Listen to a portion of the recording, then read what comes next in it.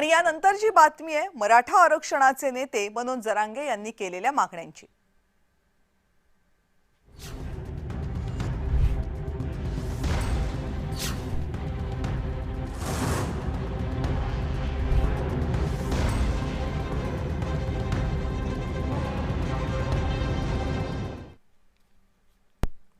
मराठा आरक्षण नेते मनोज जरांगे पाटील आणि भाजपचे आमदार प्रसाद लाड यांच्यात 22 मे 2026 ला अंतरवाली सराटीमध्ये बंद दाराआड चर्चा झाली। महत्त्वाची चर्चा होती। 22 मे 2026 ला अंतरवाली सराटीमध्ये बंद दाराआड ही चर्चा पार पडली। मनोज जरांगे यांनी 30 मे पासून जाहीर केलेल्या आमरण उपोषणाच्या पार्श्वभूमीवर सरकारने त्यांचे दूत म्हणून प्रसाद लाड यांना चर्चेसाठी पाठवलं। प्रसाद लाड यांनी ग्वाही दिली की मनोज जरांगे पाटील यांच्या ज्या मागण्या आहेत त्या संदर्भात मराठा आरक्षण मंत्रिमंडळ उपसमिती 28 मे 2026 पर्यंत अधिकृतपणे उत्तर देईल। ते स्वतः या मागण्या मुख्यमंत्री आणि उपमुख्यमंत्र्यांकडे मांडतील। जरांगे यांना 30 मे रोजीचं उपोषण करू नये अशी विनंती प्रसाद लाड यांनी केली, पण मनोज जरांगे यांनी 30 मेचं आमरण उपोषण थांबवणार नाही असं म्हणत आपल्या आंदोलनाचा अल्टिमेटम कायम ठेवलाय। चर्चेदरम्यान जरांगेंनी शिक्षण मंत्री चंद्रकांत पाटील यांच्या कामकाजावर तीव्र नाराजी व्यक्त केली।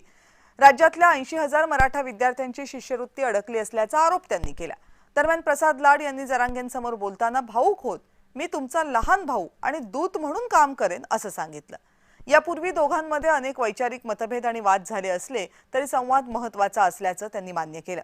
भेटीच्या काही तास अगोदर छत्रपती संभाजीनगर मधल्या हॉटेलमध्ये प्रसाद लाड यांच्या पीएला एक धमकीचा फोन आला होता। या प्रकरणात पोलिसांनी 2 संशयितांना ताब्यात घेतले।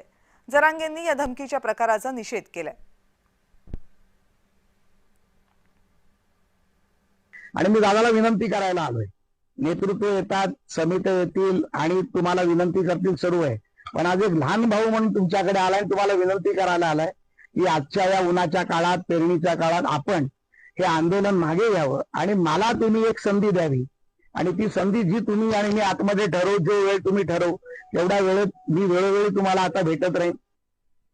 त्यांनी अनेक आंदोलनं केली, अनेक उपोषणं केली। मी आता दादांना विचारत होतो त्यांच्या तब्येतीबद्दल, त्यांनी मला सांगितलं उपोषणामुळे त्यांची तब्येतही बिघडली।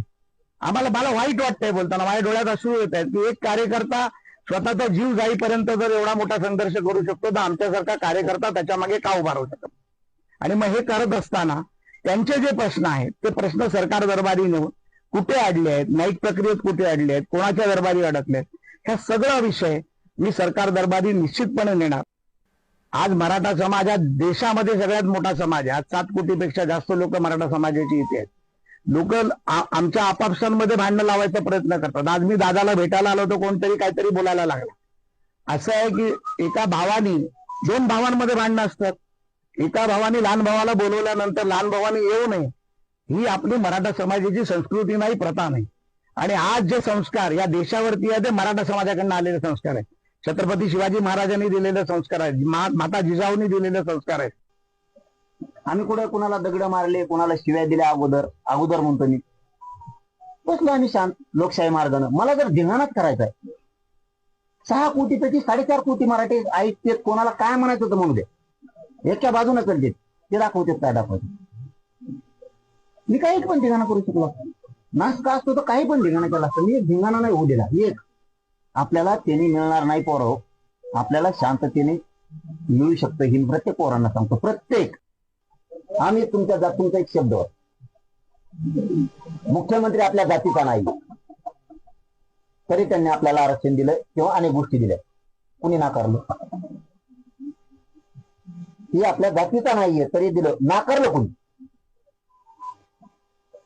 त्याच बोलतो का मी बोललो राहू, तुम्ही गॅजेटियरचा जे दिल्यापासून बघा तुम्ही मुख्यमंत्र्यांना विखे पाटील साहेबांना श्रेय दिले मी ते डायरेक्ट। आणि ह्या 8 महिन्यात फडणवीस साहेबाला बोललेलं मला दाखव, या 8 महिन्यात म्हणतो मी तुम्हाला। आणि मनोज जरांगे पाटील यांनी नेमक्या मागण्या काय काय केल्यात यावेळी सरकारकडे त्यावरही एक नजर टाकूयात। पहिली मागणी आहे कुणबी प्रमाणपत्राची। मराठवाड्यामधल्या सर्व पात्र मराठ्यांना कुणबी जात प्रमाणपत्र तातडीनं द्या ही मनोज जरांगे यांची मागणी आहे। दुसरी मागणी आहे सगळे सोयऱ्यांबाबतची। ज्यांच्याकडे कुणबी नोंदी सापडल्या आहेत त्यांच्या सगळे सोयऱ्यांना सरसकट कुणबी प्रमाणपत्र द्या ही दुसरी मागणी। तिसरी मागणी आहे गॅझेट लागू करण्याची। सातारा, कोल्हापूर, पुणे आणि इतर संस्थानांचे प्रलंबित गॅझेट हे तात्काळ लागू करा ही मागणी आहे। मंत्रालय आणि उपसमितीच्या बाबतीतली मागणी आहे. मराठा समाजासाठी स्वतंत्र मंत्रालय स्थापन करा. मराठा आरक्षण मंत्रिमंडळ उपसमिती बरखास्त करा अशी मागणी आहे. शिंदे समितीच्या संदर्भातली मागणी आहे. शिंदे समितीला मुदतवाढ द्या आणि त्यांचा रेकॉर्ड तपासायला लावा अशी ही मागणी करण्यात आली आहे. गुन्हे मागे घेण्यासंदर्भातली मागणी आहे. आंदोलनाच्या दरम्यान दाखल झालेले सगळे गुन्हे हे त्वरित मागे घ्या अशी मागणी करण्यात आली आहे. नोकरीचा GR. आंदोलनामध्ये बलिदान देणाऱ्यांच्या कुटुंबियांना महावितरण आणि MIDC मध्ये नोकरीचा GR काढा.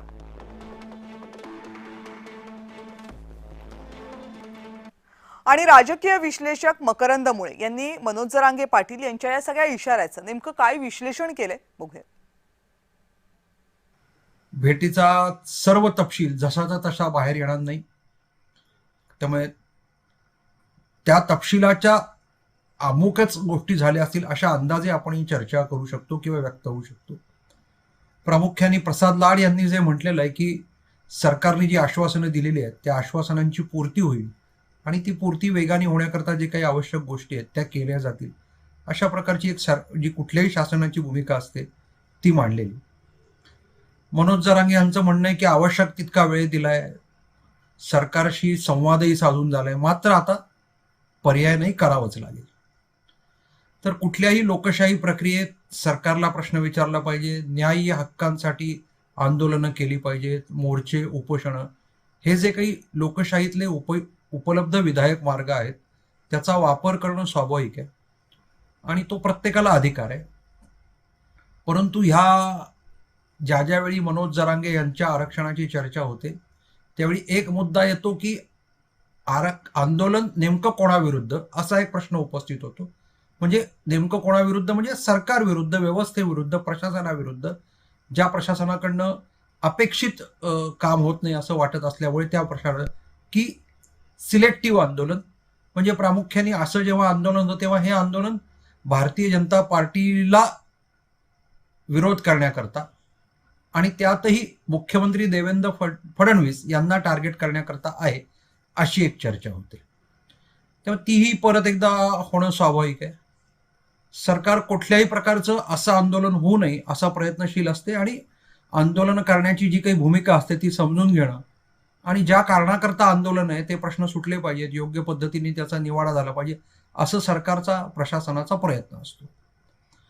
आत्ताची जी स्थिती आहे देशातली, राज्यातली, ती नकारात्मक नसली तरी एक वेगळ्या प्रकारची अस्वस्थता निश्चित आहे.